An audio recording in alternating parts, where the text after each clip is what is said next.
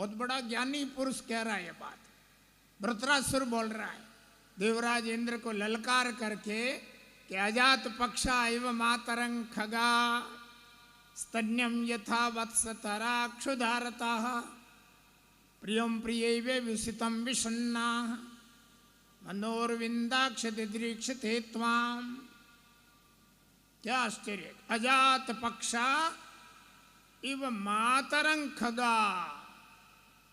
अजात पक्षा, पक्ष माने पांख, न जातु पक्षा इति अजात पक्षा। अभी तक उसके पंख नहीं निकलते हैं, तत्काल दिए हुए घोंसले में बैठे हुए आचार्य भगवान पधार गए हैं। सभी लोग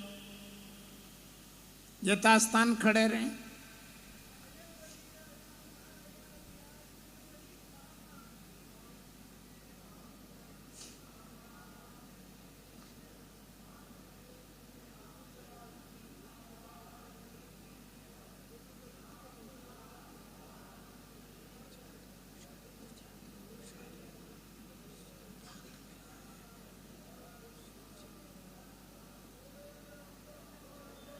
स्वामी जी श्री रामचरण जी महाराज की, स्वामी जी श्री रामदयाल जी महाराज की, सद्गुरु देव की, श्री राम निवास धाम की जय।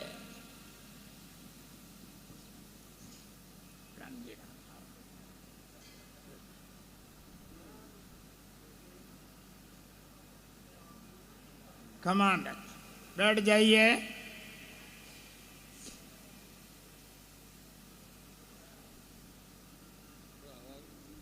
घंटे को उखाड़ करके समीक नाम ने ऋषि ने शिष्यों के द्वारा उस घंटी को उठाया। भारी हाथी के गले में बांधने वाला था और 4 पक्षी एक दूसरे के गले लगे हुए अपनी भाषा में विचित्र आवाज करते हुए दिखाई दिए। ऋषि ने देखा, ओ विधाता, इनका क्या होगा? अभी इनके उड़ने की स्थिति भी नहीं है।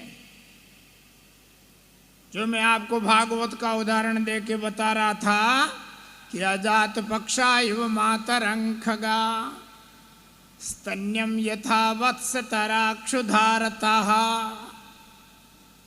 प्रियं प्रियैवे व्युसितं विषन्नाः मनोरविंदाक्ष दिदृक्षते त्वाम। देवासुर संग्राम, वृत्रासुर प्रसंग। और वो भी एक राक्षस बोल रहा है वृत्रासुर, ज्ञान की बात। अरे जब तक घोंसले में पंख नहीं आते, अजात पक्षा न तो जात पक्षा, जिनके पंख नहीं निकल आए और वृक्ष की खोकर में रहने वाला वो मादा पक्षी, इव मातरं खगा, वो अपनी माँ के लिए बार बार चिल्लाता रहता है, माँ आएगी और मेरे लिए मेरे खाने की व्यवस्था लेके आएगी। वो पुकारता रहता है क्योंकि उसके जीवन का आधार उसकी माँ होती है। सद्गुरुदेव की। स्तन्यम यथा वत्सतरा क्षुधार्तः। कोई गौ माता सद्य प्रसूता, तत्काल जिसने अभी बछड़ा जन्मा है और वो तृण घास जब तक नहीं खाता है, उन बछड़े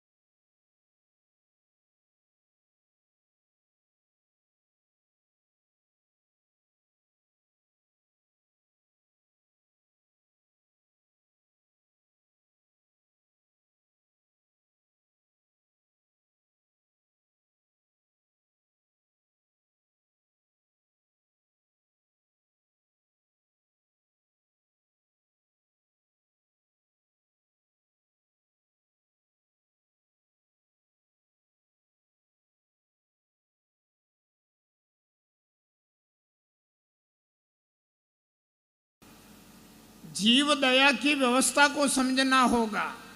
अब हमारा क्या कर्तव्य इन वस्तु को देखने के बाद?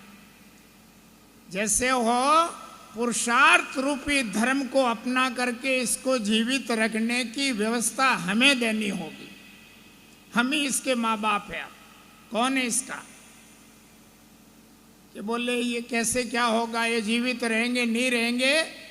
अरे महाभारत के प्रलयकारी युद्ध में भी जिसका विनाश नहीं हुआ, अरक्षितम तिष्ठति देव रक्षितम, संसार में विधाता जिसको जिंदा रखना चाहता है उसका बाल बांका नहीं होगा, जहाँ को रखे साइया। और यदि यही निमित्त है तो हम अपना धर्म और पुरुषार्थ दोनों का प्रयोग करेंगे। इनको जीवित रखना हमारा धर्म कर्तव्य हो गया है। लाओ उठाओ छोटी कोई टोपली, घास फूस की बनी हुई छबड़ी, अदर से बैठा दिया ऋषि के सामने, लाए चलो अपने आश्रम में ले चलो। और ये जो भी इनका खाना शाकाहारी फल वगैरह छोटे छोटे कतरे करके इसको खिलाना शुरू करेंगे और इसको जीवित रखेंगे। ऋषि उनको लेकर के अपने आश्रम में ले जाने का आदेश दे देते हैं। मातृपितृ पक्षाणि शिशुकादि ददर्शः तानि तत्रे तथा भूमो समीको भगवान मुनिः दृष्ट्वा विस्मयवाविष्ट प्रोवाचनो गतान् बीजान्। महर्षि ने उन शिष्यों को इनकी व्यवस्था का भार सौंप दिया।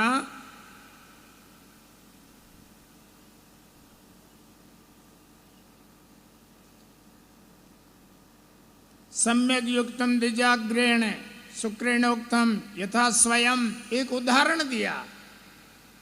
महर्षि ने एक शिष्यों, अपने पुरखाओं के जीवन में बीती हुई घटनाओं को भी याद करो।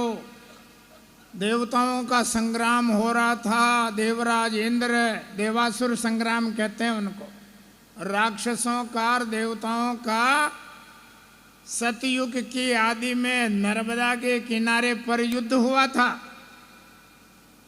और जब देवताओं के बल से राक्षस भागने लगे, पलायनम परम दृष्ट्वा दैत्यन्य सुररार्दितम, शुक्राचार्य चिल्ला करके गुरु बोले, अरे ओ राक्षसो, युद्ध क्षेत्र को छोड़ करके भाग रहे हो रे, वैसे ही पतन हो जाएगा। इन धर्म का पालन करो, न दैन्यम न पलायनम, न तो दीनता प्राप्त करके और दुश्मन के सामने जा करके और प्राणों की भीख मांगना, और न युद्ध क्षेत्र में पीठ दिखा करके और भाग जाना। दो ही तरफ से मरण है, इसलिए इस धर्म का पालन करो। न गंतव्यम वितिर्वर्तध्वम कस्माकम बजता कातराह। कैसे भाग रहे हो? कायरों की तरह खड़े रहो, मरना तो यही है। हतो वा प्राप्स्यसे स्वर्गम जित्वा वा भोक्ष्यसे महिम। अरे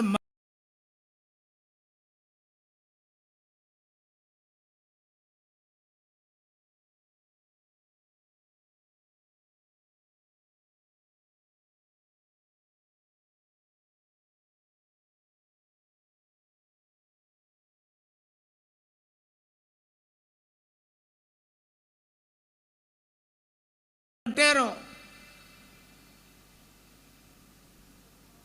और यावत धाता सृजत पूर्वम यावद मनसेप्सितम। अरे जब तक विधाता ने जो लिख दिया है, आप क्या समझ रहे हो?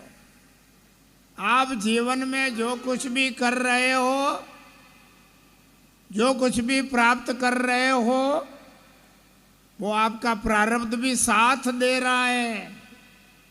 कभी कहते हैं मैंने यूं किया और मैंने यूं किया, ये सब मेरा। अरे मत करो ये बातें। श्री महाराज ने वाणी में भी फरमाया है, संस्कार चिल्लो भयो प्राप्ति तीर समान। रामचरण आगे बढ़े जितो पाछ लो पाण। पूर्वार्जित शुभाशुभ को भी यहाँ प्रारब्ध कहा जाता है, दैव भी कहा जाता है। इसलिए अरे भाई साइकिल चलाते हो ना, आजकल साइकिल नहीं रही, साइकिल चलाते हो ना, तो साइकिल का पिछला पहिया जोर मारता है ना, तो अगला पहिया चेन किधर लगी रहती है। हाँ, शास्त्रों की बातें छोड़ो, आओ साइकिल पे आ जाते हैं। चेन किधर लगी रहती है, पीछे। अगले पहिए के पास में क्या, वो तो बेरंग एक्सप्रेस है, उसका संतुलन बनाए रखना पड़ता है। पिछला पाण जोर मारता है, पिछला पहिया धक्का मारता है, अगला पहिया अपने आप जाता है। ऐसे ही इंसान के जीवन में, प्राणी मात्र के जीवन में, वो चाहे किसी जाति विशेष में हो, चाहे किसी योनि में हो, सबके पीछे प्रारब्ध की व्यवस्था है। वो अकाट्य है, वो मिटेगी नहीं। जो होना है वो तो हो के रहेगा। तो ये बताया गया, एकेन म्रियते स्वग्रे पलायतोपि परे जनाः, वही बात वापिस आई है। कृता प्रयत्नोपि ग्रहण जीवति, और कहते हैं जिसका कोई नहीं होता है तो प्रारब्ध उसका साथी बन जाता है, भगवान उसका साथी बन जाता है। अपने भी कहते हैं दुनिया में जिसका कोई नहीं होता उसका परमात्मा हो जाता है। नोशो धरो न जनको जननी न जाया, कहीं कहीं ऐसी स्थिति आती है। प्रभु ने तो माँ है, वो भी छोटी उम्र में चली गई, अनाथ की तरह संसार में त्याग करके। नोशो धरो न जनको, बाप भी गया। अरे भाई बाप चला जाता है और माँ रह जाती है तो शिशु के लिए कोई समस्या नहीं होती है। बुरा मत मानना। जिस समय सृष्टि कर्म का एक क्रम पढ़ा मैंने, विधाता दुनिया बना रहे थे, उस समय नारी का निर्माण करने में घंटों लग गया विधाता को, देवियों आपको बनाने में। ये तो कुमार अंडा घड़े जैसे गड़गड़ा के पटकते गए, चलते रहे, फटाफट बाहर निकल गए। लेकिन स्त्री जाति को बनाने में विधाता ने बहुत देर कर दी। नारद जी ने पूछा, बोले विधात्रिन आप जगत सृष्टा, ये इतनी देर इसके लिए कैसे लगी? नारद तो नहीं जानता है, मैंने नारी में इतनी शक्ति भर दी है, किसी अवस्थाओं में और परिस्थितियों में भी ये सामना करने में सक्षम रहेगी।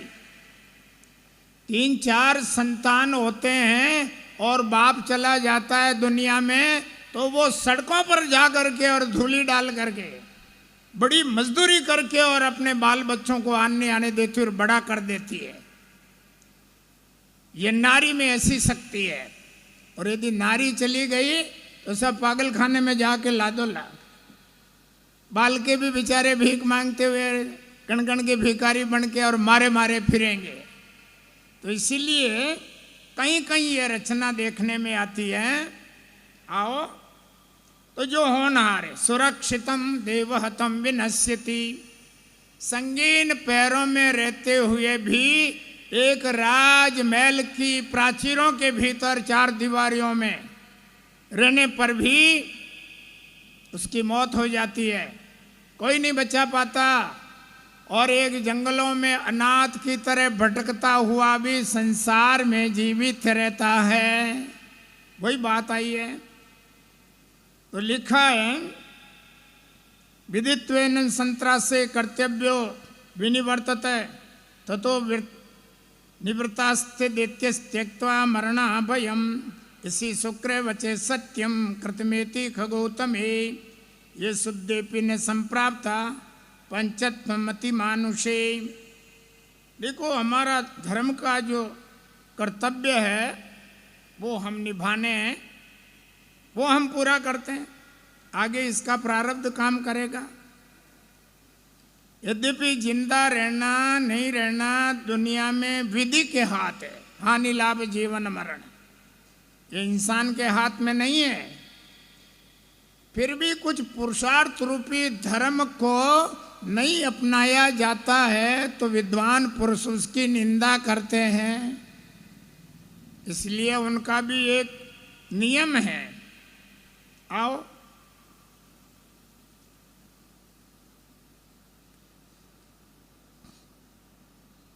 देवानुकूलता लोके महाभाग्य प्रदर्शनी ये मुक्ता तथा वीक्षे पुनर्वचन माब्रवीत द्विजा किंवा यत्नेन भार्यन्ते कर्म भी स्वखे, संसार में कर्म ही मारता है,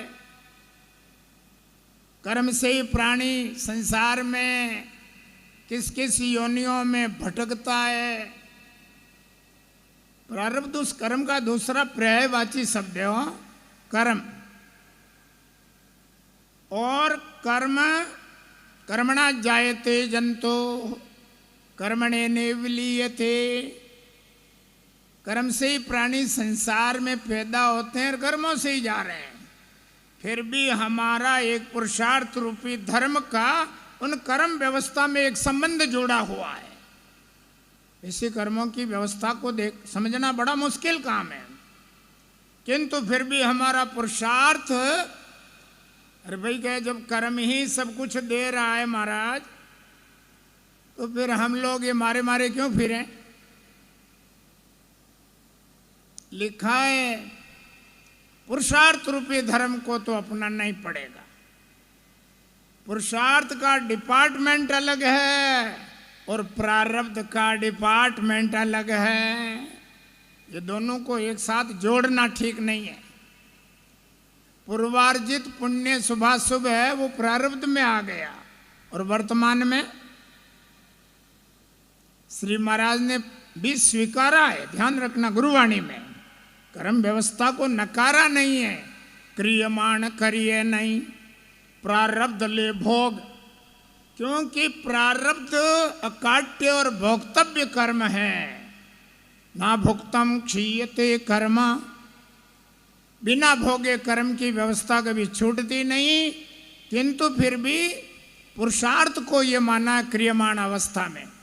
वर्तमान अवस्था में हमारा एक जो जीवन के साथ में जुड़ा हुआ पुरुषार्थ का जो एक नियम है, उसमें ये बता दिया कि संचित प्रारब्ध 3 भागों में विभाजित कर दी कर्म की व्यवस्था। संचित कर्म, प्रारब्ध और क्रियमाण। तो हम वर्तमान में कर रहे हैं वो तो है हमारा क्रियमाण, जो अभी हमारे हाथों से जो हो रहा है वो क्रियमाण कर्म है, और सुबह सुबह जो जीवन में देखने को मिल रहा है वो प्रारब्ध है। और जन्म से मध्यकाल में प्रारब्ध परिपक्व, जिसको कर्म विपाक व्यवस्था में बदल दिया जाता है, और वो अंतःकरण से संबंध रखता है। अविपक्वम कषायाणाम, ये कषाय दोष बन करके मनुष्य जीवन के साथ में जुड़ा हुआ है, वो प्रारब्ध पूरा नहीं होता है, वो तो भोक्तव्य कर्म है, शरीर के साथ में दंड के रूप में निकलेगा। चाहे ज्ञान पूर्वक भोगो चाहे अज्ञान पूर्वक भोगो, रोते रोते जाओ तो ही जाना है। तान के चादर सोता जा, किसी कवि ने लिखा है, तान के चादर सोता जा, बेट के चाये गाता जा, नाव तो चलती जाएगी, तू हंसता जा चाहे रोता जा। ये संसार रूपी एक नाव है, आपने भी इस नैया में बैठ करके और सीट बुक करा रखी है, और इस भवसागर की नाव में से अब चल रहे हैं, तो कैसे जाना कि तान के चादर सोता जा, मस्ती से नींद लो। या बैठ के चाय गाता जा, या भजन गाते जाओ, नींद नहीं आ रही है तो। नाव तो चलती जाएगी, ये गतिमान है, ये तो चलता रहेगा, इसके ऊपर कोई ब्रेक नहीं है। जीवन भी चल रहा है, प्राण भी, हाँ सब चल रहे हैं। ये भी चलायमान वस्तु, चैतन्य अवस्था का अर्थ ही चलायमान है। और जगत का अर्थ भी गच्छति थी जगत, जो चल रहा उसका नाम है जगत। संसार का अर्थ ही संचरति, चर धातु का अर्थ भी चलना ही होता है, चर गति भक्षयो। तो इसलिए ये भी चल रहा है। तो जो चल रहा है उसमें हमारी यात्रा हो रही है। चाहे रोते हुए जाओ, चाहे हंसते हुए जाओ, यात्रा पूरी हो जाएगी। तो हंसते ही जाना आज के बाद हो, मस्ती से यात्रा करो, परमात्मा का नाम लेते जाओ। पुरुषार्थ शरीर के, पंचभूत शरीर के साथ में जुड़ा हुआ धर्म कर्तव्य का निर्वाह करते जाओ। और आर्य ने हिम्मत विसार्य न हरि नाम, बस। तो संचित जो कर्म है वो भजन से नष्ट हो जाते हैं। श्री महाराज ने दिशा निर्देश दिया है, क्रियमाण करिए नहीं, ये तो करना बंद कर दो, हमें करना तो अच्छे कर्म करना है, तो करना ही नहीं है। क्रियमाण करिए नहीं, प्रारब्ध ले भोग, और संचित ऊपर भजन कर यूं छूटे भवरोग। बस कितना जल्दी खुलासा हो गया। आओ, सारे कर्मों की व्याख्या एक साक्षी में आ गई है। चलो, अपामपते ग्रीष्मपतिर वितरक्षिणो समीरणस्यापि तथादिजो तमे धातुर्विधातुस्तथेवेश देविका स्तुति प्रयोगता विधास्तु सत्क्रियाम। इस प्रकार ऋषियों ने उन कंडे को उठाया, पक्षियों को साथ में ले लिया, और विंध्याचल की तलहटियों में अपने आश्रम, सुरम्य आश्रम है, और चौत्र मनोज्ञ दृश्य है, सुंदर सुहावना दृश्य है। वहाँ आश्रम में बिल्ली अथवा नकुल कुत्ते, ये जो तिर्यक जानवर एक दूसरे के दुश्मन होते हैं, उनसे इनकी रक्षा करना ये हमारा धर्म होगा।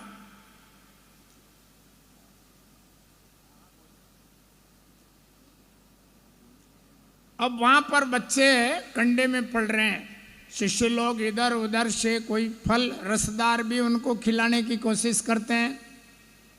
छोटे छोटे फलों के कतरे करके उसको खाने की आदत डाल रहे हैं। और वो ऋषियों के द्वारा धीरे धीरे परिपोषित मास मातृन जगमुस्ते भानो शनवर्तमनि।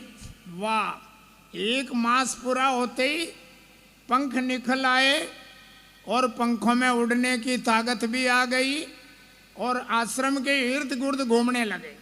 थोड़े ऊपर उड़ते हैं, वृक्षों पे बैठ जाते हैं, दीवारों पे बैठ जाते हैं, और वापस आश्रम के भीतर आ जाते हैं। ऐसा कौतूहल देखने में आया। दृष्ट्वा शिवनगरारंभो निधि सरिद्वराम रथचक्र प्रमाणन्ते पुनराश्रममागताः श्रम क्लांता नात्मानो मात्मानो विनियो निजा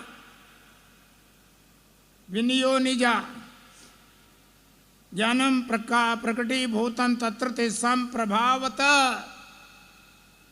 कभी कभी मानवों की भाषा को पक्षी जल्दी पकड़ता है और वैसा आचरण भी करता है, विवेक उनमें भी है। देखो, गौरी को प्रमोदता, गुरुवाणी लो ना अपनी, गौरी को प्रमोदता इंड लियो उपदेश, जड पलट चेतन भयो यो शिव धर्म विशेष। वाह,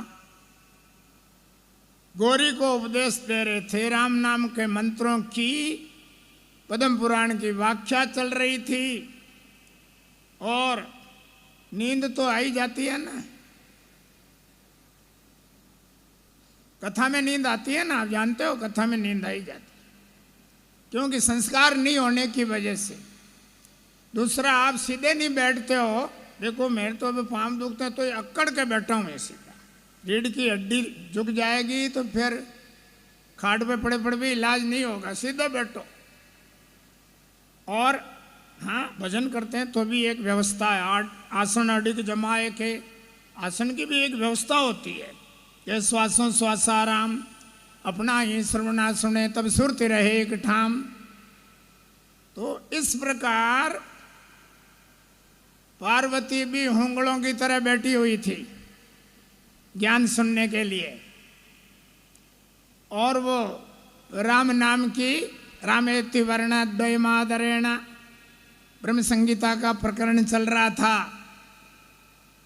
और वो हुंकारा दे रही थी, वाह गुरुदेव क्या सुंदर प्रवचन है, क्या रसगुल्ले की तरह कानों से अमृत पिलाया जा रहा था। लेकिन जैसे ही निद्रा देवी ने झपट्टा मार दिया और आंखें मिच गई और खोपड़ी नीचे चली गई। हाँ, ऐसा देखने में आता है, कथा में नींद आई जाती है। ये कुंभकर्ण की बहू थी, यूं कहते हैं कोई कोई। हाँ, मैंने उसमें पढ़ा है, विश्राम सागर में, ध्यान रखना। वो मर गई थी। कुंभकर्ण जो है वो 6 महीने तक नींद में पड़ा रहता, और जब उसकी दाढ़ी बढ़ जाती ना, तो एक दाढ़ी बनाने वाला तय कर रखा था, वो 6ठे महीने आता। 6ठे महीने में दाढ़ी कितना किलोमीटर की बढ़ जाती होगा, और वो दरिया किनारे पड़ा रहता था।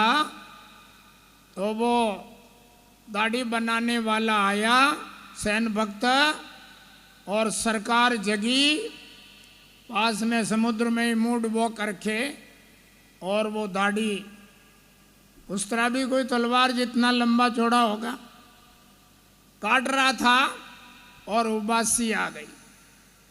अब मुंह कितना विकराल होगा, ऊपर का 1 किलोमीटर तक का मुंह फट गया। भाई कुंभकर्ण था ना, तो राक्षस था, और मुंह फट गया। तो वो दाढ़ी को एक तरफ से बाल पकड़ करके ऊपर जा रहा, ऊपर का जबड़ा पकड़ रखा, ये विधाता अब क्या होगा। और हाथ छूट गए और मुंह में पड़ गया तो खोजने पर भी पता नहीं लगेगा। तो ऊपर चला गया और हाथ मुंह उस तरह छूट गया, डर के मारे।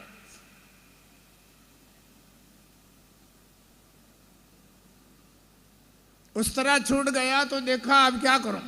सरकार कहेगा कहाँ तेरा उस तरह, तो मुझे खा जाएगा। तो कमर बांध करके ऊपर का जबड़ा छोड़ करके वो भी पड़ा, मुंह की तरफ घुड़ता हुआ उस तरह पेट की तरफ जा रहा था, और वो भी पड़ा, दौड़ने लगा। उस तरह इतनी गति से घुड़ता गया कि आंखों से गायब हो गया। इतने में सामने से पेड़ की तरफ से कोई एक आदमी आ रहा था। अरे कहाँ जा रहे हो? अरे भाई अभी अभी सरकार की नींद जगी है और मैं दाढ़ी बनाने आया, मेरा उस तरह गुड़ गया इधर सामने से। तेने रास्ते में देखा क्या? कोई उस तरह मिला हो तेरे को दिखाओ? अरे पागल, कल नींद में पड़े पड़े ही मैं यहाँ इस झील में पानी पिला रहा था मेरे भैंसे को, और सरकार को पड़े पड़े उबासी आई, मुंह फटा तो मेरा भैंसा भड़क करके और मुंह में चला गया। जो कल से ढूंढ रहा हूँ बाबा, या भैंसे का ही पता नहीं है तो तेरे उस तरह का क्या पता लगे। उसकी बहू थी। सदगुरुदेव, ये तो आपको जगाने का चुटकुला बनाया है। और वो बहू जो थी राम के पास में आई, कहने लगी कि बोले अब क्या होगा, कहाँ जाऊं? आगे पीछे कोई नहीं है, एक जगह है जहाँ मेरी राम कथा होती है, उसमें बैठ करके और अपने जीवन का उद्धार और कल्याण कर लो। ठीक है होंगी, पर राक्षसी हो तो वो पीछे जाके बैठती है, आदत ही पीछे रही, आगे कोई बैठने नहीं देता है। और जैसे ही राम कथा शुरू होती है और कुंभकर्ण की बहू आकर के सिर पर इतना भार, यूं तो ये खोपड़ी नमती नहीं है, ठूंठ की तरह खड़े रहते हैं बहुत सारे लोग, लेकिन मद्राचल पहाड़ जितना वजन डाल देती है और धीरे धीरे खोपड़ी नीचे जा रही है। और फिर कोई पड़ोसी जगाता है, जरा कथा हो रही है, क्या कर रहे हो? अरे हैं, कहाँ कथा हो रही? अरे आप नींद ले रहे हो? अरे मैं नींद नहीं ले रहा। लो, निद्रा नर नकटा की यार, प्रकट बोले झूठ, दो पाप, नींद भी ले रहे हो और झूठ भी बोल रहे हो। अरे नहीं, मैं तो महाराज को प्रणाम या वंदे मातरम कर रहा था। विश्राम सागर में लिखा है, भगवत कथा में बैठ करके जो नींद लेता है वो तो सांप बनता है, काला भुजंग बनता है, और पड़ोसी नहीं जगाता है वो सपेरा बनता है। अब निर्णय कर लेना, और कोई जगावे तो बातें मत आ जाओ, हाथ जोड़ के कहना अच्छा किया आपने जगाया। तो यहां पार्वती को नींद आई और अंडा परिपक्व होके राम नाम के प्रभाव से तोता बन गया। पक्षी को भी ये अध्यात्म ज्ञान का अधिकार है। तो ये पक्षी हैं ऋषियों के, संसर्ग जादोष गुणा भवंती। आचार्य भगवान ने एक किस्सा सुनाया था एक दिन कि एक तोता था फकीर का, मांगने वाले का वो भी, और एक तोता था विद्वान ब्राह्मण का। ब्राह्मण अपने तोते को लेकर के राजघराने में राजा के दरबार में गया। वो जो ब्राह्मण बोलता है वो तोता बोल रहा है, मंगलम भगवान विष्णु मंगलम गरुड़ध्वज स्वस्ति स्तुते कुशल मस्तु चिरायु, कई आशीर्वाद दे रहा है। राजा ने 1,00,000 रुपया इनाम दिया, शाबाश, तोते का आशीर्वाद मिला। पक्षी भी आशीर्वाद देता है। दूसरा फकीर ने देखा, रे मेरे पास भी तोता है, वो भी मनुष्य भाषा बोलता है, पर वो तो फकीर जादों की जो भाषा है ना, अपभ्रंश होती है, बिगड़ी भाषा। और उसने कहा कि दे, ओ राजा, पागल की तरह क्या देख रहा है, दे हरामजादे। वो तो वो जो भाषा उनका मालिक बोलता है वही भाषा बोल रहा था। तो राजा ने कहा इसको मार डालो। दो ही तोता पास में खड़ा है, ब्राह्मण का तोता भी पास में, राजा के पास, फकीर का तोता भी पास में खड़ा है, मार डालो इस तोते को। जने वो दूसरा ब्राह्मण का तोता अपनी देववाणी में राजा को उद्बोधन संबोधन दे करके कहने लगा, सरकार माफ करना, मेरी बात सुनने के बाद बोल। इसने गलत भाषा का प्रयोग राज दरबार में किया है, ये दंड भागी है, मार दो, आप राजा हो, लेकिन एक कृपा रखो, पहले कोई बात तो सुनो। क्या है? अहम मुनि नाम वचनम शृणोमि शृणोति यम वे यमनस्य वाक्यम। ये तो फकीर के पास में रहने वाला तोता है। मैं बड़े बड़े विद्वानों की बस्ती में और ऋषियों और मुनियों की बस्ती में रह करके और वेदों और शास्त्रों की भाषा सुनता हूँ। अहम मुनि नाम वचनम शृणोमि, बड़े बड़े विद्वानों की बातें सुनता हूँ। और ये बेचारा झोंपड़ी में रह करके एक फकीर की हल्की पातली भाषा सुनता रहा है। इसलिए अहम मुनि नाम वचनम शृणोमि शृणोति यम वे यमनस्य वाक्यम। इसलिए निचास्य दोषो नच में गुण और भा, न तो इनका कोई दोष है और न मेरे में कोई गुण है। मुझे आप गुणी क्यों मान रहे हो? न मेरे में कोई गुण है और न इसमें कोई दोष है, दोनों ही निर्दोष है। फिर क्या है कि संसर्ग जादोष गुणा भवंती। जो व्यक्ति जिसके साथ में जैसा संग करता है वैसा उनके जीवन में वही प्रभाव पड़ता है। अरे भाई, जन्मते समय कोई छोटा बालक भी है तो न उनको पापी कहा जा सकता और न पुण्यात्मा कहा जा सकता है। एक संवेदनशील प्राणी है, लेकिन जैसे जैसे उनके जीवन में जैसा संग मिलेगा वैसा उनका जीवन ढल जाएगा और वो वैसे ही आचरण करेगा। ये संग दोष का खेल बताया गया। तो इन पक्षियों ने भी अध्यात्म ज्ञान सुन लिया ऋषियों का, और ये बहुत ध्यान से सुनते हैं, आवाज को भी जल्दी पकड़ते हैं, कानों को भी सावधान रखते हैं। आओ,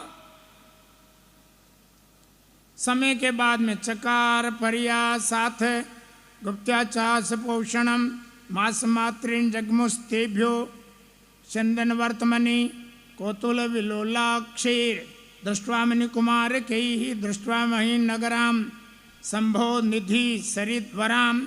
अब तो ये लंबी लंबी दौड़ लगा रहे हैं, कभी नदियों के किनारे, कभी पर्वतमालाओं में, दूर दूर घूम करके, और शाम की टाइम घोंसले के पास जैसे पक्षी से चला जाता है। परिपतति पयो निधो पतंगा और यथा कोटरे गच्छति विहंगा, काव्य कोश में पढ़ा है मैंने। सूर्य अस्त होता है और वैसे ही सारे विहंग अपने अपने वृक्षों की ओर स्वयं चले जाते हैं, विश्राम की ओर जाते हैं, नियत स्थान पे आ जाते। कृत्वा पग्नश्चैव चरणाभ्यवादयन् ऋषि शिष्यानुकंपार्थम वदतो धर्म निश्चयम। आज वो चारों ही पक्षी गुरुजी के सामने खड़े होकर के हाथ जोड़ के कहने लगे, अब कृपा करके, अनुग्रह करके आप हमें आजाद छोड़ दें, अब हम स्वस्थ हैं। अरे भाई, ध्यान रखो, पक्षी जब तक वो स्वयं चुगना नहीं स्वीकार करता है तब तक उसकी जवाबदारी उसकी मां की होती है। बछड़ा जब तक घास नहीं खाना शुरू करता है तब तक गाय रंभाती रहती है, और वो अपने आप खाना लग जाने के बाद पक्षी उसको आजाद छोड़ देते हैं और अपना कोई रिश्ता नाता नहीं रखते। गाय भैंस भी जो अपने आप, वो पशु पक्षी जो भी है, अपने आप जब अपना गुजारा करना शुरू कर देते हैं तो माँ बाप फिर दोबारा उसका ध्यान नहीं देते। गाय कभी 10 साल बाद किसी बैल को नहीं समझ पाती है कि मेरा बेटा रहा होगा। बोलो, ये ज्ञान किसमें है? और हमारी क्या दशा है? पशुओं से भी हमारी बदतर हालत है, सारी उम्र रोना ही रोना। अरे पशु पक्षी भी जब आजाद हो जाते हैं, जो वृद्ध हैं आप हैं और आपके बेटे पोते जब कमा रहे हैं, बंधन काट दो, शाहपुरा आ जाओ, वहां सब भजन की व्यवस्था कर देंगे हम। आप माला ले लो हाथ में, रहा नहीं जाता, जबरदस्ती गले पड़े रहते हो। अरे पशु पक्षियों से सीखो, वो परवाह नहीं करते, या सारी उम्र धड़के चलते रहते हैं अंतकाल तक, और अंतकाल में भी रोना। बूढ़ा मर रहा है, चारों बेटे आ गए दौड़ के, और एक ने वो हो बहुत मेहनत से पाला पोसा है, पिताजी दुनिया से विदाई समारोह मना रहे हैं, तो बड़ा बेटा आकर के और सिर को लेके गोद में बैठ गया।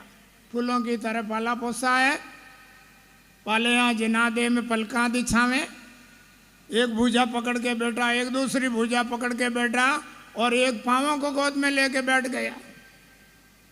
बहुत पुरुषार्थ किया, सब कुछ दे गए, अब जा रहे हैं, सुख से विदाई दी जाए। और थोड़ी देर से होश आया, कौन? मैं बड़े वाला। कहाँ है? आपका सिर गोद में लेके बैठा हूं। थोड़ी देर से फिर मूर्छा जगी, कौन? दूसरे नंबर का। कहाँ है? भुजा लेके बैठा हूं। तीसरा भी भुजा लेके बैठा हूं, चौथा कहाँ है? आपके चरण गोद में लेके बैठा है। अरे मूर्खों, चारों यहाँ बैठे तो दुकान पे कौन बैठा है? और यूं कह बुढ़ा मर गया। बताओ क्या ले गया होगा?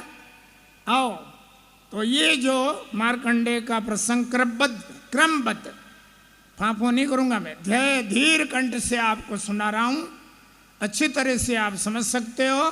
शेष प्रसंग आगे, समय संकेत दे रहा। देखो भाई, बोले जाने की आदत मेरी नहीं है। आप मुझे 10 मिनट दोगे तो मैं 10 मिनट में अपना पूरा वाक्य पूरा कर दूंगा, बिना लगाम का नहीं हूं। इसलिए आचार्य भगवान अपना अमृतोपदेश देकर के और आप सबको श्रवण कराएंगे। ध्यान पूर्वक आप आचार्य भगवान के दिव्योपदेश को श्रवण करें। स्वामी जी श्री रामचरण जी महाराज, स्वामी जी श्री राम दयाल जी महाराज।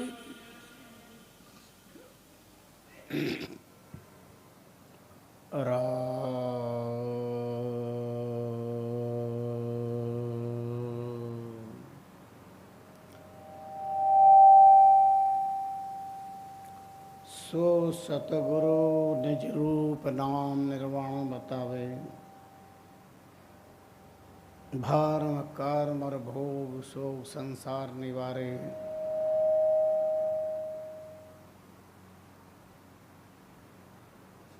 तीन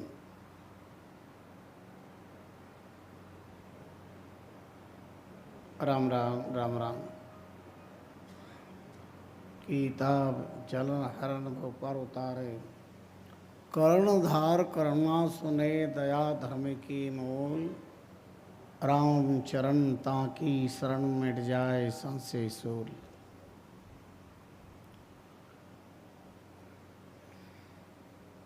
कोटि कोटि ब्रह्मांड नायक भक्त वंशा कल्पतरु,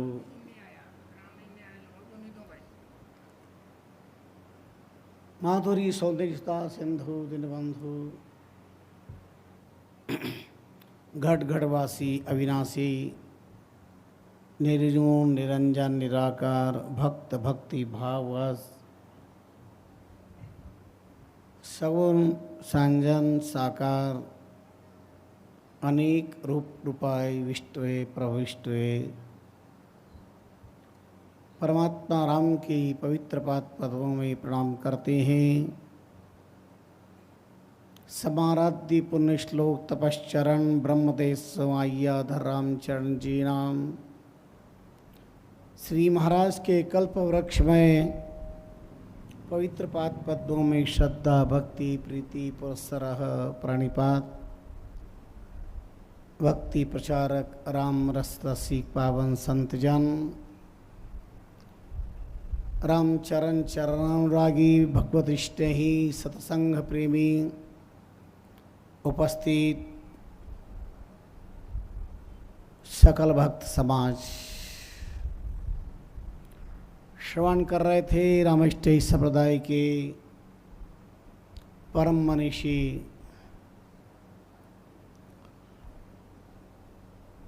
वाक् चातुर्य संपन्न शास्त्रज्ञ डॉक्टर संत रामस्वरूप जी शास्त्री के द्वारा मार्कंडेय पुराण का हृदय स्पर्शी उपाख्यान और अनेकानेक चिंतनात्मक विचार जो जीव मात्र को चिंता से मुक्ति प्रदान करने वाला है।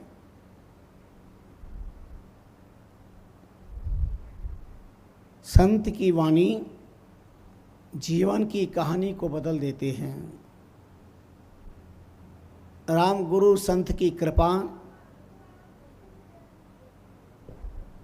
जीव की कर्म गाथा का इतिहास बदल देते हैं। 250 साल पहले स्वामी रामचरण जी महाराज ने वाणी संधु का ज्ञान रत्नाकर झरना प्रस्फुटित हुआ। वाणी सिंधु की एक बिंदु रामष्टी संप्रदाय के अभीष्ट ग्रंथ श्रवण सार में आज के चिंतन के प्रसाद का आधार प्राप्त होता है। कल गुरु पूर्णिमा का लाभ लिया है। को गुरु, गुरु कौन? 250 साल पहले अंतर्राष्ट्रीय रामष्टी संप्रदाय की सृष्टा महाप्रभु रामचंद्र जी महाराज फरमाते हैं, सो सदगुरु। कौन सदगुरु है हमारे?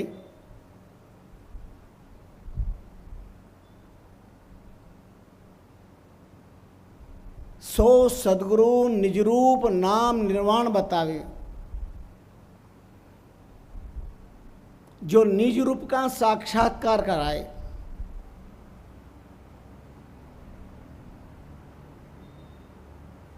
अनामी के उपासक नाम की बात कर रहे हैं।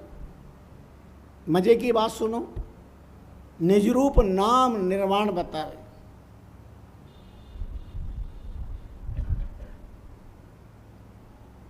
और अरूप की आराधना की प्रेरणा स्रोत रूप का संकेत कर रहे हैं। सोचो तो सही, विचार तो करो। सदगुरु वो है जो निज रूप भगवान नाम और निर्वाण के रहस्य को शरणागत शिष्य को ठीक से समझा सके।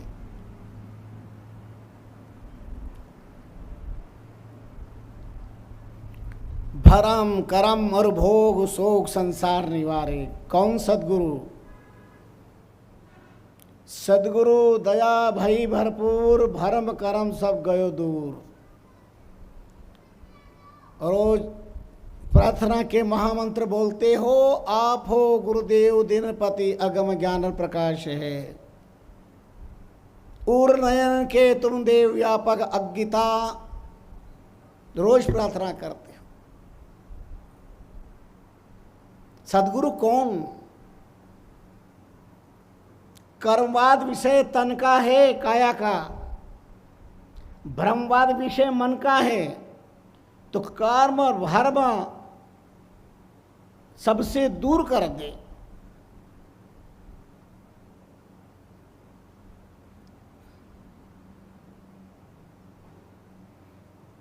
जत मत संतोष पोख दे शीश निपावे। जत मत का अर्थ होता है जुक्ति और मुक्ति। जीवन मिला है, जीने की जुक्ति आनी चाहिए। Life is art. जिंदगी जीना एक कला है, कैसे जिया जाए। जगत जीने में विश्वास करता है, महात्मा मरने में विश्वास करते हैं, मुक्ति। Life is art but death of art. जीना अगर कला है तो महात्मा कहते हैं दमखम से डंकी की चोट, मरना उससे भी बड़ी कला है। और वो गुरु बतलाते हैं, सदगुरु बताते हैं, बार बार मत मरो, चाहे जना मरो, चाहे जिस पे मत मरो, चाहे जैसे मत मरो, मरना सीखो। उपनिषद के नचिकेता से मरना सीखो। महात्मा कबीर से मरना सीखो।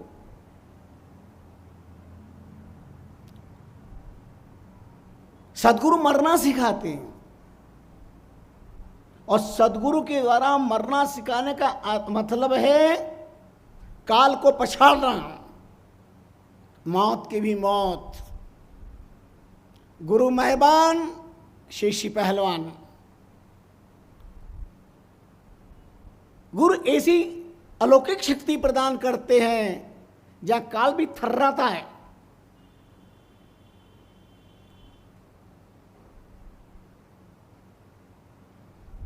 इसलिए निर्वाण शब्द का प्रयोग किया। यद गत्वा न निवर्तन्ते तद्धाम परमम मम। औपनिषदिक भाषा में न च पुनरावर्तते न च पुनरावर्तते।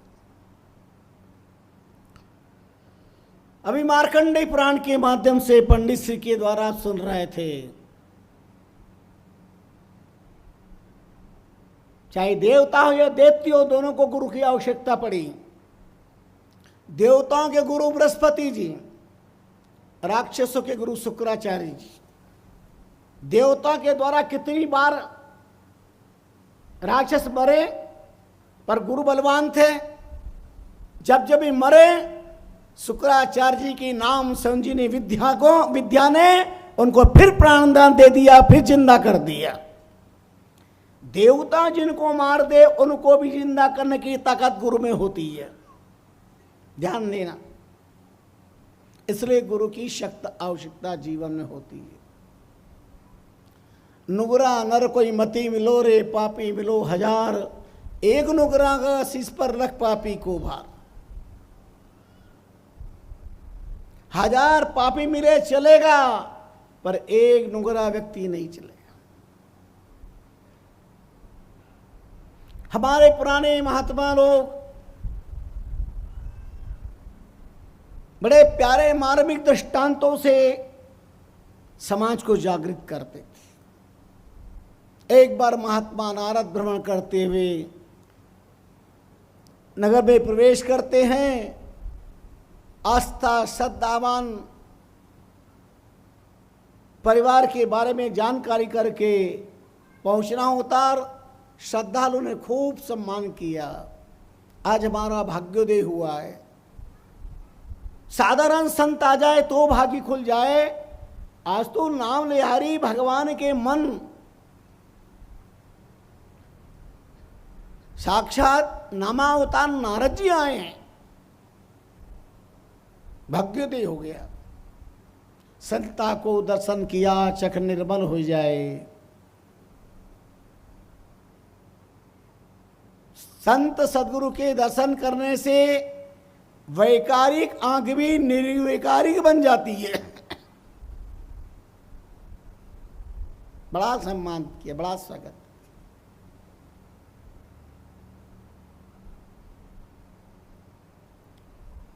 मातृ शक्ति में आस्था बहुत जल्दी जगती है। महात्मा का दर्शन करके कहा इन्हें भोजन कराना चाहिए। पति देवता से कहा अनुरोध करो। बोले तू कर ले प्रार्थना। जाके प्रार्थना की महाराज आज सौभाग्य आप पधारे हैं तो प्रसाद पावन करिए।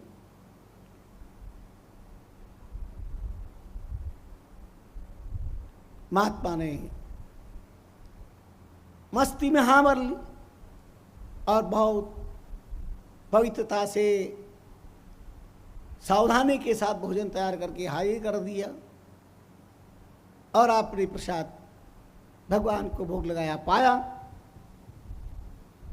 बड़ा स्वादिष्ट था। भोजन पाने के बाद बैठे, सत्संग की चर्चा हुई। पूछा वहाँ इतना प्यारा भोजन बनाया तुमने, पहली बार ऐसा स्वादिष्ट भोजन मैंने किया। धन्य है तुम्हारे माता पिता और गुरु को जिन्होंने ऐसे अच्छे संस्कार तुमको दिए। धन्य है। कौन है तुम्हारे गुरुदेव? ये पूछते उन्होंने कहा क्या गुरु? मेरा क्षमा करना, वो तो मैंने जीवन में बनाया ही नहीं कभी। बोले क्या? बोले हाँ वो तो नहीं बनाई, मेरे को पता ही नहीं क्या होता है गुरु। अच्छा। बाहर गए, 2 उंगली अंदर करी और जितना पाया सब वॉमिट कर दिया। इधर से पति का आना हुआ, सोचा कुछ खाने में गलत आ गया होगा या कुछ गड़बड़ है। बोले ये क्या बात हो गई? पत्नी ने भी देखा, उसने भी दुख प्रकट किया, आंखों से आंसू आए। महाराज हो क्या गया आपको उल्टी कैसी हो गई है? मैंने बहुत सावधानी से जल छान करके और मैंने ये प्रसाद तैयार किया था। बोले वो सब तैयार किया तो ठीक है, पर नुगरे व्यक्ति के हाथ का बनाया हुआ अन्न पाना अब बख्श बख्शन की तरह है। नुगरे व्यक्ति के हाथ का जल पीना मदिरापान की तरह है। इसलिए मैं उसे स्वीकार नहीं कर सकता था। मुझे पता नहीं था, पहले मैंने पा लिया, मैंने बाद में पूछा, इसलिए मैंने वापस वॉमिट कर दिया। महाराज क्षमा करें आप। अब आप यहाँ विराजे, भोजन तो बनाना पड़ेगा और आप करेंगे नहीं। बोले मैं यहाँ रहूँगा ही क्यों। महात्मा चल दिए, दूसरी जगह निवास किया। फिर महिला को बहुत दुख हुआ। उन्होंने पति से कहा कि आप महात्मा के चरणों में बैठ करके दीक्षा प्राप्त कर ले और अपना जीवन भी पावन बनाए, मेरा जीवन पावन बनाए। जिनने जीवन में गुरु सन्निधि प्राप्त नहीं की है, नुग्रे व्यक्ति के हाथ का जलपान और अन्न ग्रहण करना अभक्ष भक्षण अपय पेय की तरह है। इस पाप से तो बचो, मनो जीवन मिला है। और शहरी में महात्मा पधारे, बोला हाँ ले लेंगे, क्या जल्दी है, भी गाँव में महात्मा ठहरेंगे, कभी कहाँ कभी कहाँ कभी कहाँ, रोज करते।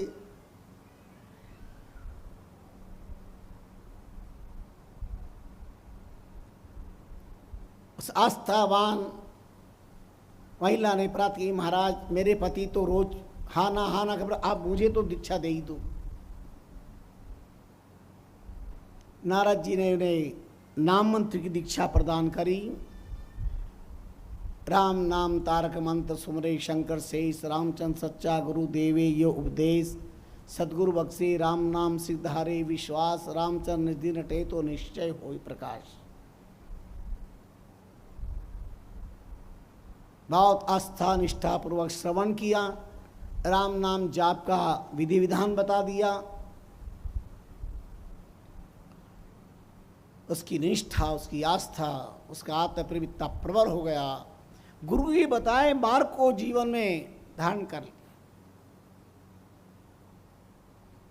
गौ सुबह उठती, नहाती धोती है, अपना भजन पूजन पाठ, गुरु मंत्र का पाठ और बैठ के राम राम राम राम राम। कई बार पतिदेव से कहा अब महात्मा जाने वाले दीक्षा ले लो, ले लेंगे। कहा नारद जी से हमारे पतिदेव को भी दीक्षा दे दो। नारद जी ने कहा अब तो हम जाने वाले, इतना टाइम नहीं है। दौड़ी गई, महात्मा चले जाएंगे, जाओ। और दीक्षा लेने के लिए जाने लगे। रास्ते में उनके मित्र मिल गए, बोले कहाँ जा रहे हो। महात्मा से दीक्षा लेने जा रहे। पागल हो गए क्या, क्या दीक्षा विक्षा होती है, तो सब बेकार की बातें हैं। बातों में लगा लिया, महात्मा चल दी। पता चला महात्मा चले गए, पति दीक्षा नहीं ली। अब नुगरे व्यक्ति के हाथ में खाना पीना नहीं, तो वो अपना भोजन अलग बना, जल अलग रखे, पति के हाथ का जल ना पिए, ना हाथ लगाने दे। लेकिन निष्ठापूर्वक भजन का प्रताप ये हुआ, गुरु भक्ति और नाम की शक्ति ने जिंदगी के 100 वर्ष पूरे किए और राजघराने में राजकन्या के रूप में जन्म मिला। और पति ने दीक्षा नहीं ली, कुमित्रों के सन्निधि में रहे। वरम न राज्यम को राज राज्यम, वरम न दारा को दार दारा, वरम न मित्रम को मित्र मित्रम। मित्र न होना बहुत अच्छा है, पर कुमित्र होना बहुत बेकार है। पत्नी न होना बहुत अच्छा है, लेकिन अधर्म परायण नारी का होना बिल्कुल जीवन के लिए खतरनाक है।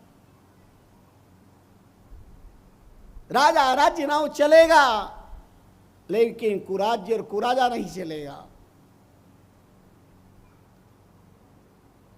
अहंकार में जीता रहा, 100 साल पूरे मर गया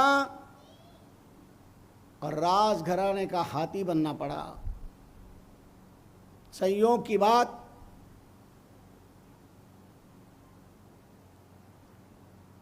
इधर राजकन्या में पास के नगर में उस भजन करने वाली गुरु सेवा परायणा नारी ने जन्म लिया। और जन्म लेने के प्रताप से जब वो यौवन की देहरी पर कदम रखा, स्वयंवर की रचना की गई, विवाह की तैयारी की गई। अनुपम सौंदर्य भजन के प्रताप से। याद रखना, संपन्नता शरीर की हो या परिवार में या संसार की, ये पुण्य से प्राप्त होती। यत्नानुसारिणी विद्या लक्ष्मी पुण्यानुसारिणी, दानानुसारिणी कीर्ति बुद्धि कर्मानुसारिणी। बढ़िया बंगला देखकर अंदर आग लगाने की जरूरत नहीं है। बाहर का कोई फायर ब्रिगेड तुम्हारे भीतर की ईर्ष्या की आग शांत नहीं कर पाएगा। धनवानों को देखकर, श्रीमान भामाशाहों को देखकर, संपत्तिवानों को देखकर ईर्ष्या करने की जरूरत नहीं है। वो बड़े पैसे वाले हैं, ये तो किराने की दुकान से खरीदे नहीं जाते, उन्हें पुण्य से प्राप्ति होती है। जो कुछ उपलब्धि होती है वो पुण्य से प्राप्ति होती है, भजन के प्रताप से होती है। अपना भजन बलवान बनाइए। भगवत कृपा हो जाए फिर भी गुरु कृपा ना है तो बुद्धि काम नहीं करेगी। आज औढ़दानी का महीना प्रारंभ हो गया, सावन का महीना हो गया। सावन प्रतिपदा है, भगवान शंकर का महीना कहलाता है। 3 नाम है भगवान शंकर के, भोलेनाथ, भालानाथ और भलानाथ। वो भोले भी हैं, भला भी है, और वक्त में आए तो भालानाथ भी है भगवान शंकर। 2 दिन पहले पंडित जी ने याद दिलाया वाणी जी का शब्द, रामचरण शिव धर्म को जानत नाही कोय, शिव सुमरे ताकू बजे सो शिव धर्म ही होए। कट्टर रामिष्टई कौन? भगवान शंकर कट्टर रामिष्टई। शिव भक्त कौन? शिव जी निरंतर राम राम राम का उच्चारण करते, आकाशा दुरु कहते, कत पताला शेष, मध्य लोक बिच संतास रामाई कहत महेश। तो महेश की संतानों भगवान शंकर राम राम करते हैं, तो शंकर के भक्तों को राम राम करना चाहिए या नहीं करना चाहिए? कितने भोलेनाथ थी, उनकी कृपा में कहां कमी है? एक भील परिवार, 3 प्राणी, छोटा सा भील बालक, भील और भील पत्नी, जंगल जाते, लकड़ी काटते, भारा बनाते, मस्त पर रखते और शहर में बेच करके अपनी रोजी रोटी का इंतजाम रोज कर लेती।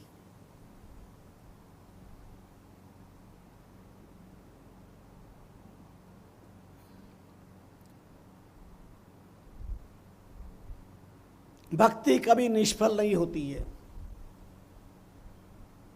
एक बार जंगल में देख कि कोई भगवान शंकर के मंदिर शिव पर जलाभिषेक कर रहे हैं।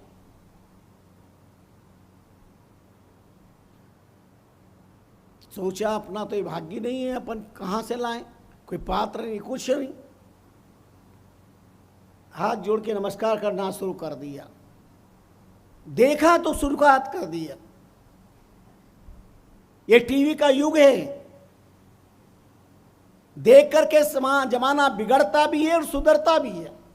जैसा टीवी में देखते हैं वैसा घर में बच्चे करते हैं, जैसी ड्रेस देखते हैं वैसे तुम पहनते हो। बहुत बढ़िया बात है। जो जो आज इतना दुष्प्रभाव पड़ रहा है,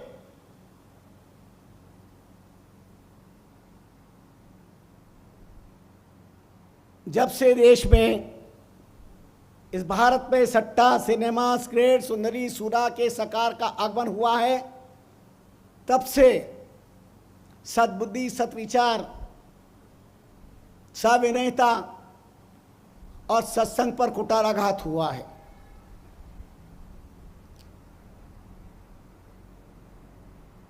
सिनेमा का ऐसा प्रभाव है, पुरुष व्यसन में और नारी फैशन में बर्बाद कर रहे हैं अपने आप को।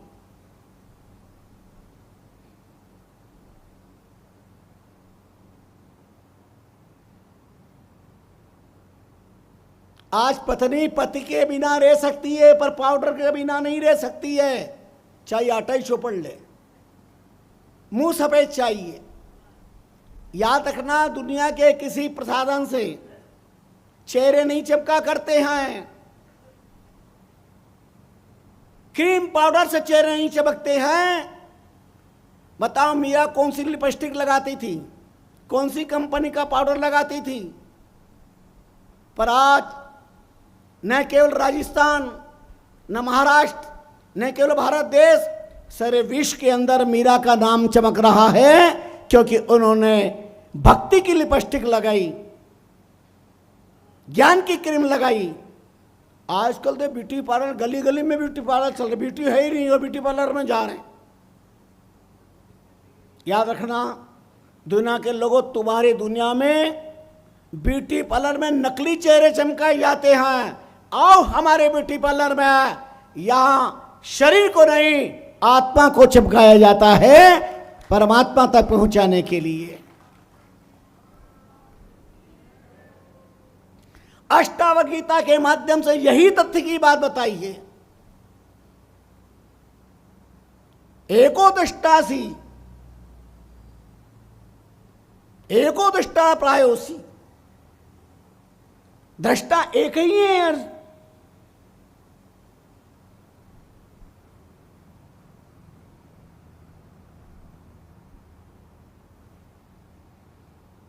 सारे विश्व का साक्षी है भगवान।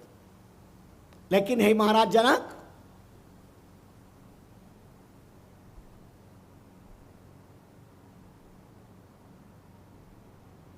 अयमेव ते बंधो, अरे बंधन क्या है? द्रष्टारम पश्यसि इतरम, कि देखने वाला कोई और, यही बंधन है। और केवल जनक के नहीं, आपके हमारे लिए भी बात बताएगी।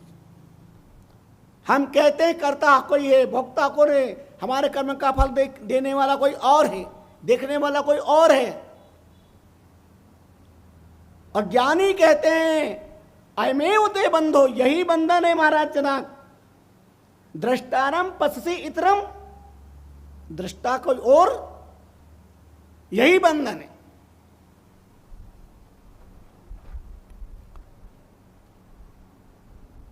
बोलो दर्पण में तुम देखते हो, देखो आंख में काजल लगा हुआ है, पर अपनी आंख से अपने आंख में लगे हुए काजल को देख सकते हो? अपने आंख में काजल लगा है, हाथों से लगाया है, पर अपनी आंखों से देख सकते हो? आंख तो तुम्हारे पास में नहीं देख सकते, उसे देखने के लिए दर्पण चाहिए।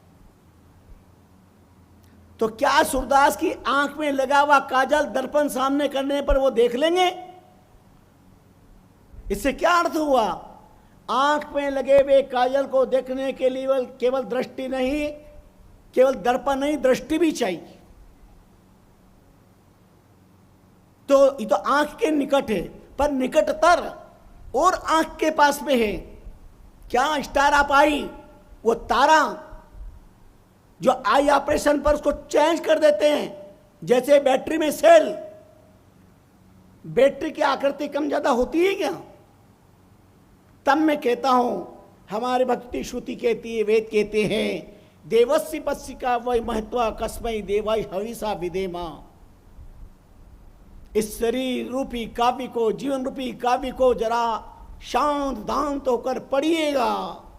ये गीता है जीवन, ये शरीर गीता है, शरीर रामायण है, शरीर भागवत है, शरीर उपनिषद है, शरीर शास्त्र है। आंखें खोलो और पढ़ो। जब तुम चलते हो, एक पैर आगे होता है, एक पैर पीछे होता है। जो पैर आगे है उसे आगे होने का अहंकार नहीं होता, और जो पैर पीछे है उसे पीछे, अपने पीछे होने का कोई दर्द नहीं होता। क्यों? कि एक पल में पीछे वाला पैर आगे हो जाता है और आगे वाला पैर पीछे हो जाता है। क्या कभी सोचा नहीं, जो दुनिया में सत्ता शक्ति संपत्ति में आगे है, तो बिना काम ईर्ष्या का दावानल भभक रहा है, अरे उनके पास सत्ता है, क्यों कर्म फोड़ रहे हो अपने? जो आगे हैं तो तुम्हें दुखी होने की जरूरत क्या है, और जो पीछे हैं तो दुखी होने की जरूरत क्या है? जैसे आगे वाला पैर आगे होने का अभिमान नहीं करता, पीछे होने वाला दुखी नहीं होता, एक पल में पीछे वाला आगे हो जाता है। इस संसार में कौन पिछले वाला आगे हो जाएगा और कौन आगे वाला पीछे हो जाएगा, कोई नहीं जानता, किसी को पता नहीं।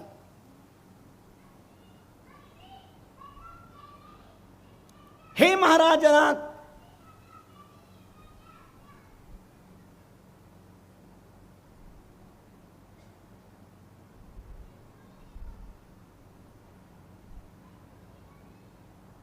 मुक्ताभिमानो भी मुक्त बद्धाभिमान्यपि किदंती सत्यम या गतिसा या मतिसा गति भवेत। गीता के प्रवचन भी आपको इसी पीरियड में सुनने को मिल जाएंगे। कोई लंबी चौड़ी बात, मैं छोटे छोटे वाक्य एक एक इसलिए गीता के भगवत गीता का प्रथम अध्याय और अष्टावगीता का प्रथम प्रकरण रात में चल रहा है।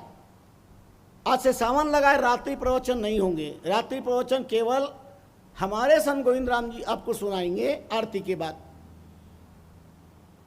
इसलिए हम जो सुबह प्रवचन करेंगे इसमें दोनों भाव आपके साथ में, आपको कितना समझ में आता हमें से लेना देना नहीं है। हमें इतना मालूम है, अगर शास्त्र की भाषा कठिन है, अगर वेद कठिन है, तो क्या हम वेद की बात ना करें?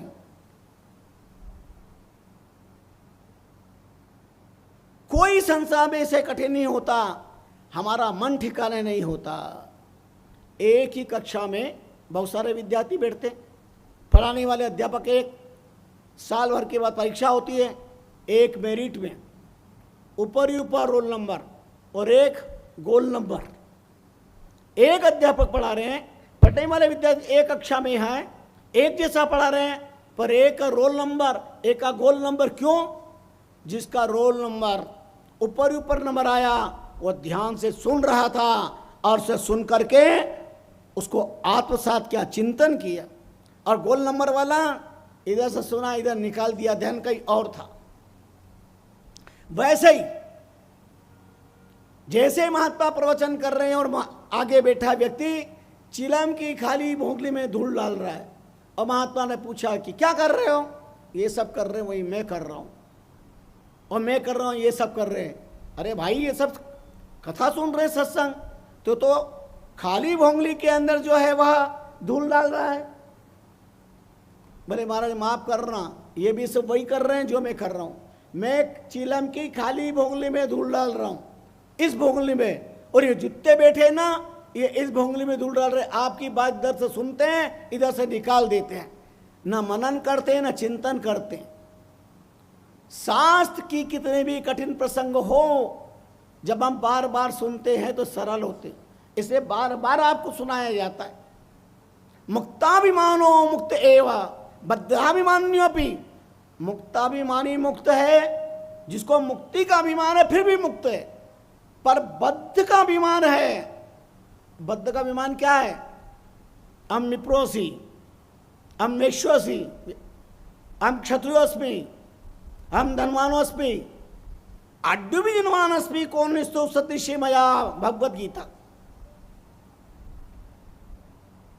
दुर्योधन का ज्ञान क्या चल रहा था रोज? भगवान कृष्ण अर्जुन के माध्यम से सारे संसार को गीता के प्रथम अध्याय में क्या बतला रहे हैं? वो ये बात बतला रहे हैं,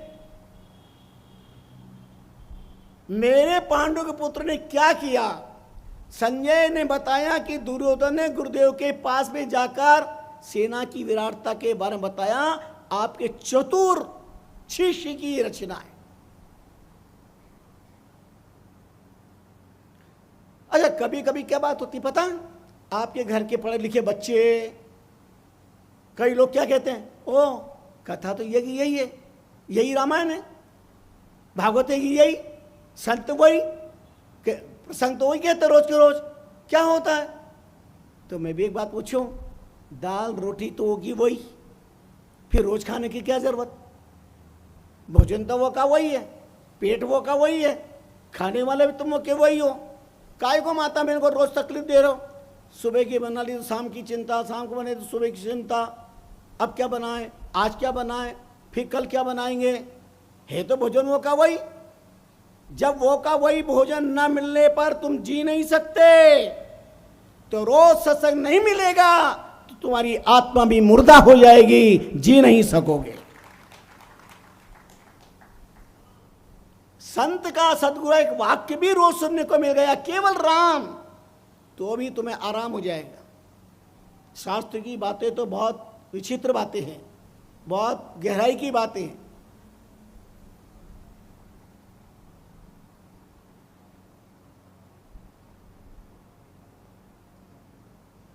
पहला अध्याय विषाद योग। कौन सा ऐसा जीव है जिसे विषाद नहीं है? देखो, शरीर हो या परिवार, समाज हो राष्ट्र, विवाद, विषाद, विरोध, विद्रोह, ये तीन ऐसे बिंदु हैं जो परिवार, समाज और राष्ट्र को व्यथित कर रहे हैं, और ये अज्ञान जन्य विचारधारा के कारण है। दुख की मूल जड़ अज्ञान है। दुख की मूल जड़ अज्ञान है, सुख की मूल जड़ ज्ञान है। तुम वेद पढ़ लो या उपनिषद सुन लो या पुराण सुन लो या कोई कथा सुनो, दुख की मूल जड़ अज्ञान है।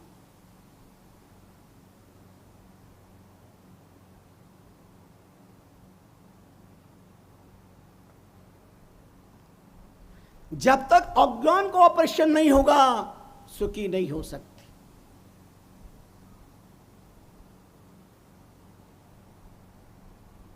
गीता, चाहे भगवद गीता या अष्टावक्र गीता हो, अज्ञान का ऑपरेशन किया है।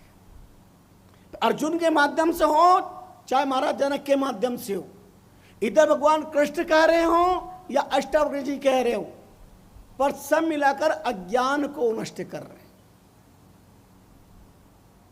हमारा अज्ञान कैसे दूर हो?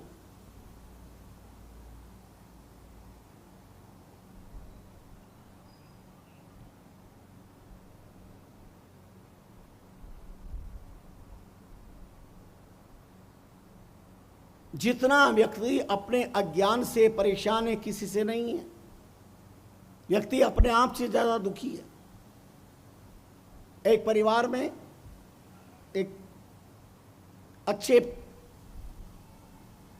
बढ़िया मकान था, किराएदार आ गए, और किराएदार में कौन आए? पति पत्नी। मकान मालिक से कहा कि हमें कमरा चाहिए, उनका मिल जाएगा किराया, बोले 5,000 रुपये। बोले बहुत अच्छा, बता दिया, कमरा दे दिया, और पति पत्नी आराम से रहे। उनका व्यवहार इतना अच्छा था, प्रेम इतना अच्छा था, मकान मालिक का हृदय जीत लिया। इतना नहीं, आसपास के मोहल्ले के सब लोग जब भी बात करते मुस्कुरा के बात करते, हंस के बात करते। किसी कोई काम होता आधी रात को तैयार हो जाते हैं।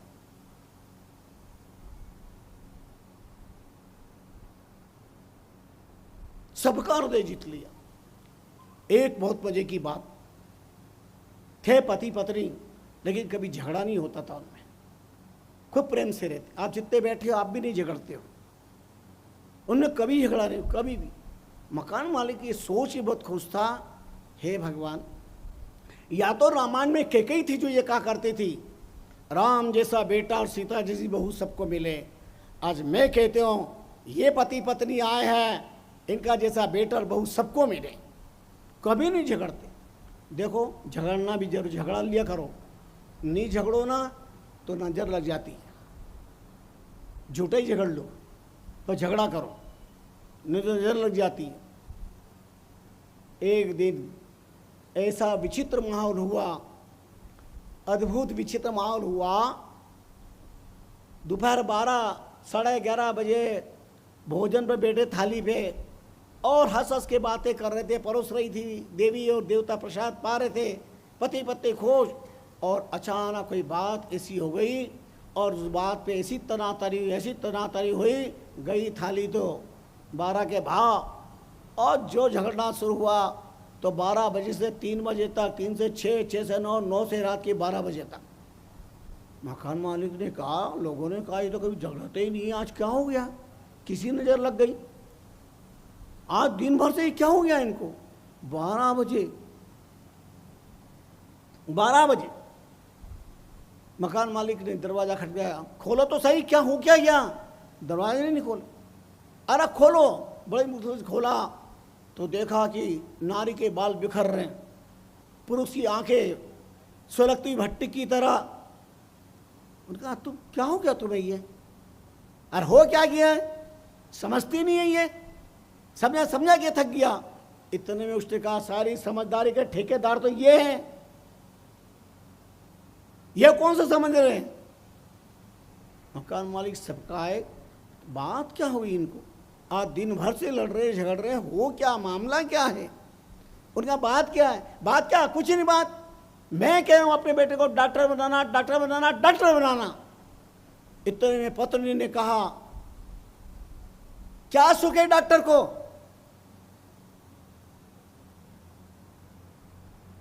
टाइम पे रोटी भी नहीं पा सकते, थाली छोड़ के जानी पड़ती है। मैं कहता हूं बेटे को वकील बनाओ वकील बनाओ वकील बनाओ, गरीबों का झगड़ा सुलझेगा, दूध का दूध पानी का पानी न्याय होगा। पुरुष ने कहा वकील को किस बात का सुख है, झूठ बोलना पड़ता है, झूठ का पैसा आता है। लड़े आपस में। मकान मालिक ने कहा कोई बात नहीं, एक काम करो, लड़ो मत, तुम क्या चाहती हो, डॉक्टर बने, तुम चाहते वकील बने, कोई बात नहीं, एक काम करो बेटे को बुलाओ, मैं पूछ लेता हूं कि वो डॉक्टर बनना चाहता है कि एडवोकेट बनना चाहता है। जल्दी बुलाओ बेटे को, मेरी बात कराओ, मैं पूछता हूं। बेटे का नाम लिया और चुप एकदम, एक दूसरे की शक्ल देख रहे थे। मकान यार बुलाओ, जल्दी बुलाओ, बात कराओ, मुझे समझाओ, मैं बात करता हूं। उन्होंने कहा माफ करना साहब, बेटा तो भी पैदा ही नहीं हुआ है, जो पैदा ही नहीं हुआ है उसका पहले से झगड़ा। आज सब ठीक है साहब, क्या सुख है डॉक्टर को। रात को 12:30 बजे डॉक्टर की बंगले की घंटी बजी और डॉक्टर साहब को थाली परोसी थी, पहला ग्रास लिया, घंटी बजते उन्होंने कहा कौन, अरे डॉक्टर साहब serious case serious case. Doctor साहब ने कहा 50 रुपये लगेंगे, देंगे डॉक्टर साहब। पत्नी से कहा थाली ढक दे, अभी आता हूँ 5 मिनट पे, अभी 50 रुपये मिल जाएंगे। गाड़ी निकाली, इसको बिठाया और चले। मकान आते ही वो नीचे उतरा, अपना घर आते का भाई डॉक्टर साहब आ गया घर। जब 50 रुपये निकाले डॉक्टर साहब से कहा थैंक यू डॉक्टर साहब। बोले सीरियस केस, बोला I am serious case. Doctor साहब माफ़ करना, पिक्चर में गया था, पिक्चर बड़ी थी, भीड़ बहुत थी पिक्चर में, अभी यहाँ भी पिक्चर होती तो बहुत भीड़ हो जाती, पिक्चर में भीड़ बहुत थी। और जब बाहर निकला तो धीरे धीरे निकला, इतनी भीड़ थी, जब बाहर आया तो एक भी तांगा रिक्शा टैक्सी कुछ नहीं मिला। अब पानी बरस रहा है रिमझिम, रात का अंधेरा, घर जाना जरूरी, बच्चे इंतजार कर रहे होंगे, पत्नी दुखी हो जाएगी, क्या होगा मेरे पति का, कैसे आएंगे, परे में तो सब परेशान होंगे और मैं भी परेशान। डॉक्टर साहब मैं निकला तो यहाँ लिखा आपका नाम डॉक्टर साहब, और नीचे घंटी बजी, मैंने बजाई, आप आ गए और आप मेरे को लेके आ गए। इससे बढ़िया, इससे और ज़्यादा सीरियस केस क्या होगा, आपने मेरे बीवी बच्चों से मिला दिया, ये आपकी फीस, क्षमा करी डॉक्टर साहब। फीस लेके डॉक्टर साहब आ गए। पत्नी ने पूछा क्या हुआ, बोले कर्म फूट गए, कंकर निकल गए, खोदा पान निकली छुइया, सारी कथा सुनाई। पत्नी ने कहा ये डॉक्टर की बात करते हैं, सुनो वकील को क्या सुख है, एक मर्डर केस में कितना भी कुछ भी हो पर वकील के सामने सच बोलना पड़ता है कि ये बात तो हो गई, ये बात जानो। एक ने मर्डर कर दिया, वकील के पास गया कि होना तो हो गया, व्यक्ति मर गया, लेकिन केस आपको लड़ना है। बोले फीस, बोले 5000 रुपया, बोले दूंगा डॉक्टर साहब। वकील साहब दूंगा। वकील साहब ने कहा एक काम करना, कुछ मत बोलना, कोई भी कुछ पूछे एक ही बात कहना, क्या, कोई प्रश्न तो क्या, ठीक है वकील साहब। पैसी हुई, सामने वाले वकील ने पूछा तुम्हारा नाम, बोले क्या, बाप का नाम, बोले क्या, कौन सा गांव है, बोले क्या। जज साहब ने ठीक से उत्तर दो, बोले क्या, अमुक आदमी को जानते, बोले क्या, तुमने उसके पास चाकू का वार किया था, बोले क्या, तुम चाकू कहां से लेके आए थे, बोले क्या, उसके पक्षधर वकील ने कहा साहब ये पागल आदमी को उठा के लेके आ गए हैं, इसे कुछ मालूम नहीं है, कुछ नहीं है, इसको तो पता ही नहीं है, अपराध कोई और है, लोग किसी को उठा के ले आए, इसके नाम पे नाम लगा दिया, इसका कोई दोष नहीं है, ये कुछ जानता ही नहीं है इसके अलावा। उसको निर्दोष बरी कर दिया। पूरे कोर्ट में उन वकील साहब की बहुत महानता हुई और सारी भीड़ जब बाहर निकले, वकीलों ने कहा गजब, क्या वकील है आप, वकील, अपने वचनों की किल से सामने वाले के मुंह बंद कर दे, उसका नाम वकील। बहुत अच्छा काम किया डॉक्टर साहब आपने, बहुत, वकील साहब धन्य है आपको। चलते चलते घर आने लगा, वकील साहब ने कहा भैया फीस, बोले क्या, अरे मेरी फीस, बोले क्या, अरे तूने कहा था ना 5,000 रुपया फीस, बोले क्या, अरे ये तो कोर्ट का नहीं अपना बात है, तो हो गया, तू जीत गया। बोले वकील साहब माफ करना, जो किया मेरे को फांसी से बचा सकता है वो फीस से नहीं बचा पाएगा। करम पे हाथ फेरा, लाभ क्या है, विचार करो आप, क्या क्या सुख मिलना है इसके अंदर। पर याद रखिए संसार जो है नहीं उसके लिए लड़ रहा है, और गुरुदेव यही बात समझाना चाहते हैं। सो सदगुरु निज नाम निर्माण बतावे, निज रूप निरखे नहीं जब लग राम पुकार, रामचंद्र घर क्यों रहे जो पंथ में बैठे हार।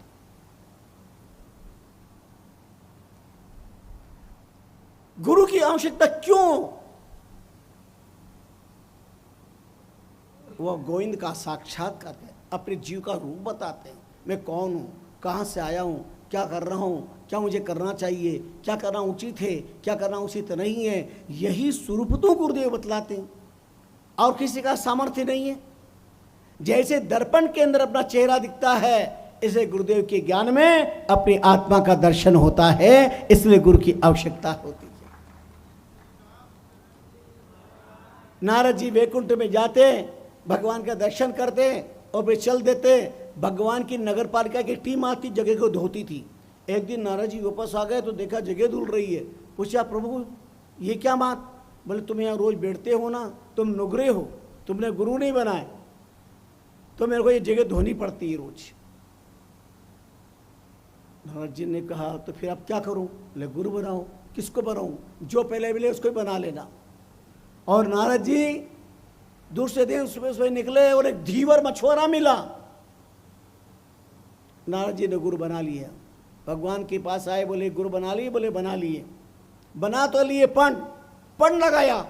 भगवान ने कहा गजब कर दी, गुरु में पण लगाया, 84 भुगतनी पड़ेगी, 84 भुगतनी पड़ेगी। गए गुरु के पास में, ऐसा ऐसा अपराध हो गया, मेरे 84 भुगत नहीं है। गुरुदेव ने कहा नारद जी जाओ भगवान से कहो कि 84 क्या होती है, किसको 84 कहते हैं, वो लिख के दो। और नारद जी ने जाके कहा तो भगवान ने बात लिख दिया। 9 लाख जलची कहिए, 11 लाख पक्षी परिवार लिख के दे दिए। 10 लाख पक्षी परिवार, 11 लाख कृमि जीव जंतु, 20 लाख स्थावर सारा लिख दिए। 84 लाख योनियों के लिख दिए। और जब 84 लाख लिख दी, गुरुदेव ने मंत्र पढ़ा था, वहां पे राम लिखकर उसमें लोट लगा रहे। भगवान ने कहा ये क्या कर रहे हो, बोले मेरे से अपराध हो गया ना, पण लगाया तो 84, आपने बताया ये 84 है, लोट रहा, बोले 84 भुगत रहा हूं। बोले ये अकल किसने दी है, बोले गुरु महाराज ने दी है। बोले जा तेरा उद्धार हो गया, तूने उनकी आज्ञा को स्वीकार कर, तेरी 84 से मुक्ति हो गई। नारद जी की मेट दी 84 पल माए, कहा चेतन गुरुदेव सम कोई नहीं संसार के अंदर। नारद जी की मेट दी 84 पल माए, एक पल में नारद जी की 84 खत्म कर दी। गुरु का कैसा समर्थ, एक पल में 84 का दुख खत्म कर दे, उसी का नाम गुरु है। सो सदगुरु नाम निरूप बतावे। समय का अपना जिस आदेश था 11:15 का स्वामी रामचंद्र जी महाराज ने अपनी वाणी में दिया। यही श्रवण सार ग्रंथ है जिसमें एक से एक अद्भुत सब गिरा सिरे सुबेर तासु पर तरु के तरही मलिया गिर ए सकल मलिया गिरी करही। यूं सृष्टि ब्रह्म आधार ब्रह्म से ब्रह्मन होई, ब्रह्म प्रकाशी संत संत कर ले वे सोई।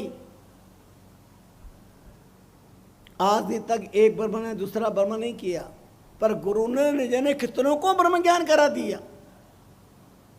हरि गुरु एता आतरा हरि चुगुना विस्तार, राम चरण गुरु पलट गुना ले पहुंचावे पार।